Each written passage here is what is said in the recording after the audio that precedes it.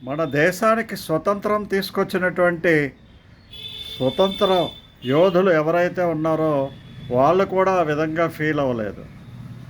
పోని పేరు తెచ్చుకునేటువంటి గాంధీ గారు కూడా స్వతంత్రం వచ్చిన తర్వాత అంత విర్రవేగలేదు.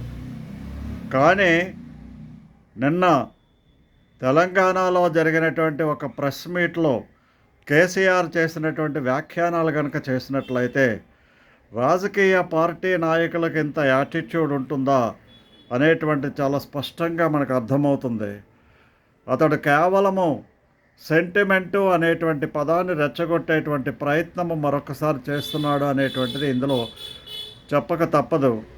ఎందుకంటే ఆయన మాట్లాడినటువంటి మాటల్లో ఆయన ఫైట్ చేయాల్సినటువంటిది అధికారం కోసం, అధికార పీఠాన్ని ఆపరించినటువంటి వ్యక్తి రేవంత్ రెడ్డి. ఆయన మీద విమర్శలు గుప్పించాలి. ఏదో లైట్గా చేయకపోతే కుదరదు కాబట్టి 1-2 సార్లు 3 సార్లు రియల్ ఎస్టేట్ వ్యాపారం చేస్తున్నాడు. ఈ 4వ సిటీ ఎందుకు, 4th సిటీ ఎందుకు, నేను డెవలప్ చేసిందే ఎక్కువ అన్నట్టుగా విమర్శలు చేసి గుప్పించి వదిలిపెట్టేశాడు. కానీ ఆంధ్ర ముఖ్యమంత్రి చంద్రబాబు నాయుడు నీళ్ల దోపిడీ చేస్తున్నాడు, ఎన్డీఏతో కలిసి తెలంగాణకు ద్రోహం చేస్తున్నాడు, దోచుకుంటున్నాడు అనేటువంటి విషయాన్ని అనేక సార్లు నొక్కి చెబుతూనే ఉన్నాడు. అంటే అతని ఉద్దేశము ఫైట్ చేయాలంటే తప్పనిసరిగా బయటకు వచ్చి ఫైట్ చేయవచ్చు. ఎక్కడో ఫామ్ హౌస్లో ఉంటూ ఇంతకాలము ఓడిపోయిన తర్వాత 1-2 సార్లు తప్ప ఎప్పుడూ కూడా అసెంబ్లీలో కానీ బయట కానీ కనబడినటువంటి వ్యక్తి ఒకేసారి వచ్చి ఇవాళ నుంచి వేరు, రేపటి నుంచి వేరు, నేను వచ్చానంటే ఇంకెవరు ఫైట్లో నిలబడలేరు, నేను పహిలవాన్ని అని చెప్పుకుంటే ఎలా కుదురుతుంది? తెలంగాణ ప్రజల శ్రేయస్సు కోసం, తెలంగాణ రాష్ట్ర అభివృద్ధికి నిజంగా పాటుపడతాను అంటే తప్పనిసరిగా ఒప్పుకుంటారు, అతన్ని యాక్సెప్ట్ చేస్తారు. అతడు తెలంగాణ ప్రజలకు చేసినటువంటి మేలేమైనా ఉందా అనేటువంటిది తెలంగాణ వాదులు, తెలంగాణ ప్రజలు, తెలంగాణ ఓటర్సు ఆలోచించుకోవాల్సినటువంటి అవసరం ఉంది. కేవలము కల్వకుంట్ల కుటుంబానికి మాత్రమే మేలు జరిగింది అనేటువంటి విషయము ప్రతి ఒక్కరూ చెబుతూనే ఉన్నారు. ఈ ఆఫీసర్స్ను బలి చేసి, ఫోన్ ట్యాపింగ్లు చేసి, ప్రతిపక్షాల నోరు మోయించి, ఎవరికి కూడా స్వేచ్ఛా వాయువులు లేకుండా చేసి, ఇప్పుడు అధికారులు చిక్కుకుంటే వాళ్ళ గురించి పట్టించుకోకుండా రాష్ట్రంలో ఉండేటువంటి వనరులన్నింటినీ కూడా తన సొంత ఫ్యామిలీకి ఉపయోగించుకున్నటువంటి వ్యక్తి మన కేసీఆర్ గారు. ఆయన సాధించినటువంటి పెద్ద విజయం ఏదైనా ఉంది అంటే అది కేవలము కాళేశ్వరం ప్రాజెక్ట్. కానీ ఇప్పుడు కాళేశ్వరం ప్రాజెక్ట్ పరిస్థితి ఎలాగుందో అందరికీ అర్థమవుతుంది. అదొక వరస్ట్ ప్రాజెక్ట్. ప్రపంచంలో ఎవరూ కట్టలేరు, అన్నిటి రంగాల్లోనూ కూడా మేమే ముందుంటాం, ప్రపంచంలోకే నేను అధిపతిని, గాంధీ గారు కూడా నాకు పనిచేయరు, ఆయన పిత అయితే నేను హిత అని చెప్పుకునేటువంటి వ్యక్తి కాళేశ్వరం ప్రాజెక్టు ద్వారా అవినీతికి పాల్పడి కోట్లాది రూపాయలు వెనకేసుకొని ఒక పక్కన కూతురు, ఒక పక్కన అల్లుడు, ఒక పక్కన కొడుకు విపరీతంగా సంపాదించుకుంటూ ఇప్పుడు దాని మీద వచ్చేటువంటి రాయల్టీసే కోట్ల రూపాయలు ఉన్నాయి అంటే చాలా ఆశ్చర్యం వేస్తూ ఉంటుంది. వాళ్ళకున్న ఆస్తులు లెక్క పెట్టడం ఎవరి తరమైనా అవుతుందా? ఒక జగన్మోహన్ రెడ్డి ఆంధ్రాలో రాజశేఖర్ రెడ్డి అధికారాన్ని పక్కన పెట్టుకొని లక్షల కోట్లు సంపాదించాడు, 1,00,000 కోట్లు సంపాదించాడు అని తెలుగుదేశం పార్టీ ఒక అభియోగం చేసి ఒక పుస్తకాన్ని రిలీజ్ చేసింది. అప్పుడు 1,00,000 కోట్లు అంటే ముక్కున వేలేసుకున్నారు అందరూ కూడా. అంతకుముందు చంద్రబాబు నాయుడు ఎన్టీఆర్ ప్రభుత్వం దిగిపోయిన తర్వాత చంద్రబాబు నాయుడు 2 ఎకరాల మనిషి 2,000 కోట్లు సంపాదించాడంటే అప్పుడు కూడా ముక్కు మీద వేలేసుకున్నారు. ఇది కంబైన్ ఆంధ్రప్రదేశ్లో జరిగినటువంటి విచిత్రం. కానీ తెలంగాణ విడిపోయిన తర్వాత కాళేశ్వరం ప్రాజెక్టు, ఈ భూముల విలువ విపరీతంగా పెరిగిపోయిన తర్వాత హైదరాబాద్ రియల్ ఎస్టేట్ని విపరీతంగా దున్నుకున్నటువంటి, గుంజుకున్నటువంటి, జుర్రినటువంటి వ్యక్తులు ఎవరైనా ఉన్నారు అంటే ఒక కేసీఆర్ కుటుంబమే. లక్షల కోట్లు అంటే జగన్మోహన్ రెడ్డి, చంద్రబాబు నాయుడు, చెన్నారెడ్డి, మరి ఇంకెవరైనా ఉంటే వాళ్ళందరినీ కూడా దాటి వీళ్ళ ఎంత వేగంగా డబ్బులు సంపాదించారు. ఈ 10 ఏళ్లలో వాళ్ళు సంపాదించింది టాటా బిర్లాలకు సమానంగా సంపాదించారు. కాకపోతే ఆస్తులు అన్నీ కూడా fixed properties, landed properties, building properties, విదేశాల్లో ఉండేటువంటి గెస్ట్ హౌసెస్, విదేశాల్లో ఉండేటువంటి ఆస్తులు, బంగారాలు, గుప్త నిధులు ఇవన్నీ కనుక చూసుకున్నట్లయితే తప్పనిసరిగా వీళ్ళ ఆస్తులు ఏవి తక్కువగా ఉండవు. మరి ఫామ్ హౌస్ పేరు చెప్పి ఎన్ని ఎకరాలు ఆక్రమించాడు అనేటువంటి విషయం తెలంగాణ ప్రజలు చూడట్లేదా?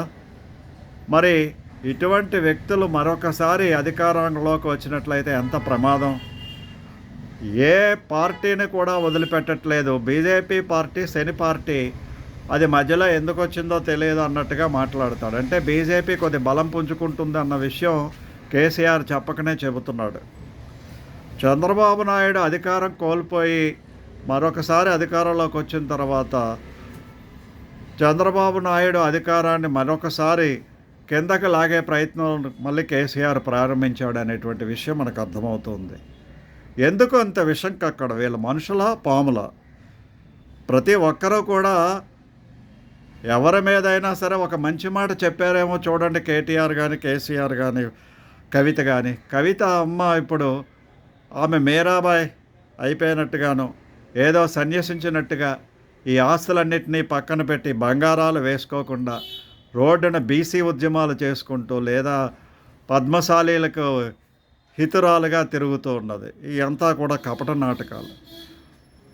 మరి బంగారం కొనుక్కున్నది ఎందుకు? వేసుకోవడానికి. కాకపోతే మరి దోచుకున్నది ఏ కంపెనీల నుండి ఎంతెంత దోచుకున్నది, ఎంతెంత చందాల రూపంలో వసూలు చేసింది, కేఏ పాల్ దగ్గర నుంచి కిందటి వరకు ప్రతి వ్యవహారాల్లోనూ కూడా ఎంతెంత కలెక్ట్ చేసింది, సొంతానికి ఎంత ఉపయోగించుకుంది, బంజారా హిల్స్లో అంతంత పెద్ద పెద్ద రాజభవనాలు నిర్మించుకున్నది, ఇవన్నీ కూడా ప్రజలు చూడట్లేదా? ప్రజలకు ఏవి తెలియదా?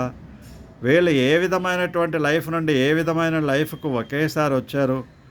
తెలంగాణ ఉద్యమం అనేటువంటిది పాపం నక్సలైట్లు, నిజంగా తెలంగాణ వాదులు, మరీ ముఖ్యంగా చెప్పాలంటే చెన్నారెడ్డి అధికారం కోసం ఆ రోజు స్టార్ట్ చేసినటువంటి ఉద్యమం అది. మరి వాళ్ళందరూ కూడా ఇంకా మామూలుగానే ఉన్నారే, కానీ వీళ్ళు కేవలం ఆ ఉద్యమం అనేటువంటి నెపంతో సెంటిమెంట్ను రెచ్చగొట్టి ఇన్ని లక్షల కోట్ల రూపాయలు ఒక్కొక్కరు వెనకేసుకున్నారు. అంటే తెలంగాణ ప్రజల రక్తాన్ని ఏ విధంగా వాళ్ళు సొంతానికి వాడుకున్నారో మీరు అర్థం చేసుకోండి. ఇటువంటి వ్యక్తులు, విషం కక్కేటువంటి వ్యక్తులు, జాతి హితము కోరుకోలేనటువంటి ఈ పితలు మనకు అవసరం లేదు. కాబట్టి తెలంగాణ ప్రజలారా, సిటిజన్స్ ఫామ్ మీ అందరికీ విజ్ఞప్తి చేస్తున్నది ఒక్కటే, ఇటువంటి వ్యక్తులను గనక మరొకసారి అధికారంలోనికి రానిచ్చినట్లయితే మిమ్మల్ని పీల్చి పిప్పి చేయడం తప్ప బొక్కలు మాత్రమే మిగులుస్తారు అనేటువంటి విషయాన్ని మీరు గుర్తుపెట్టుకోండి. భద్రం, జాగ్రత్తగా ఉండండి. ఇటువంటి వాళ్ళను మరొకసారి మోసపూరితమైనటువంటి మాటలు నమ్మకండి. ఇప్పుడు భారతదేశానికే నేను పెద్ద పార్టీ పెడుతున్నాను, ఆపుగాడి కంటే కూడా నేనే పెద్దవాడిని చెప్పి టీఆర్ఎస్ని బీఆర్ఎస్ చేసి ఆ టీఆర్ఎస్ కూడా పోగొట్టుకునేటువంటి వ్యక్తి, అంటే ఒక రాష్ట్రం నుంచి కూడా అధికారం పోగొట్టుకునేటువంటి వ్యక్తి మరొకసారి మళ్ళీ రాష్ట్ర అధికారం కోసం ఆరులు చేస్తున్నాడు అనేటువంటి విషయం, బీఆర్ఎస్ని మళ్ళీ టీఆర్ఎస్గా మారుస్తాడానికి ప్రయత్నాలు చేస్తున్నాడు అన్న విషయం అతడు స్పీచెస్లో మనకు చెప్పకనే చెబుతున్నాయి. తస్మాత్ జాగ్రత్త, ఇటువంటి వ్యక్తులను దూరంగా ఉంచండి. బీజేపీ నాయకులారా, మీరు వింతగా మాట్లాడుతున్నారు. అతడికి పార్టీ ఏమీ లేదు, బీఆర్ఎస్ పార్టీ పూర్తిగా పోయింది అనేటువంటి ప్రచారం చేస్తున్నారు. అది తప్పు. బీఆర్ఎస్ నివురు కప్పినటువంటి నిప్పు, సెంటిమెంట్ అనేటువంటి నివురు ఎప్పుడూ కప్పుంటుంది. తెలంగాణ ప్రజల యొక్క ఆలోచన విధానాన్ని వాడుకోవడానికి వాళ్ళు సిద్ధంగా ఉన్నారు. మీరు ఎంతో బలంగానే ఉంటేనే తప్ప బీఆర్ఎస్ పార్టీని మీరు కొట్టడం చాలా కష్టం. రేవంత్ రెడ్డి డైనమిక్ లీడర్ కాబట్టి తప్పనిసరిగా అతడు వేసినటువంటి పథకాలు, అతడు తీసుకొచ్చినటువంటి లీడర్స్ అన్ని వర్గాల నుంచి తెచ్చుకొని ఒకసారి బీజేపీ కూడా మధ్యలో ఉంది కాబట్టి vote bank, BRS vote bank చాలా వరకు కూడా బీజేపీ చీల్చింది గనక కాంగ్రెస్ పార్టీ అధికారంలోకి వచ్చింది. మీరు గెలవాలంటే ఇద్దరు శత్రువులకు సమానమైనటువంటి బలాన్ని చేకూర్చుకొని బలీయమైనటువంటి నాయకత్వం ఉండాలి. మీకు ఎక్కడుంది బలీయమైనటువంటి నాయకత్వం? అసలు మీలో యూనిటీ ఇంటిగ్రిటీనే లేదు.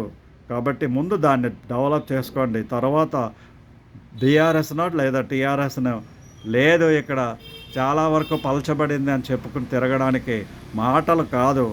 వాళ్ళు సెంటిమెంటు రెచ్చగొట్టగలిగేటువంటి మాటకారులు ప్రతి ఒక్కరూ కూడా. వాళ్ళు విడివిడిగా పనిచేస్తున్న కూడా కేవలము అధికారం కోసమే ఎదురు చూస్తున్నారనేటువంటి విషయాన్ని ప్రతి ఒక్కరూ గమనిస్తారని చెప్పి సిటిజన్స్ ఫోరం తరపున అందరినీ కోరుతున్నాను. జై హింద్, జై భారత్.